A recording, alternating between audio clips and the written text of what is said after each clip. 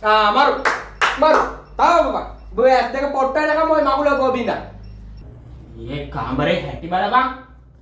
කොයි වෙලේ බැලුවත් ඔය ලබ්බෝ බෝබ ඉන්නෝනේ ෂිට් අර පොඩ එළියට බහලා වැඩක් කරපන්කෝ අයියෝ තාත්තේ යන්නකෝ යන්න ඔන්න දන්නවද ඔය ෆෝන් එකේ එළිය ඇස් දෙකට කොච්චර දරුණුද කියලා බලපන්කෝ ඔගේ අවුරුදු 25 පහ ඉන්න කලින් ඔය ඇස් දෙක පොට්ට උන්න තාත්තේ තාත්තේ මරු තාව ගන්න ඇස් දෙක සවුත් කරගම තාව ගන්න කොයි වෙලේ බැලුවත් දැන් ෆෝන් එකේ ඉස්සර වගේ එළියට බැල වැඩක් කරන්න ඕක හැම වෙලේම තේස පාල මගුලක් බලනවා නැත්නම් අර නීල පපුලොම්මගේ රේත් මොකද නෑ මොකුත් නෑ අයියෝ අනේ අපිට හපන්නේ ඔයාලට ෆෝන් හම්බුනාම දැන් අර ඒ කාලේ දරුණුයි කියපු ෆෝන් එකේ එළිය දැන් දරුණු නැද්ද නේ ඵලයන් බං මට මේක බලන්න දීලා තාත්තේ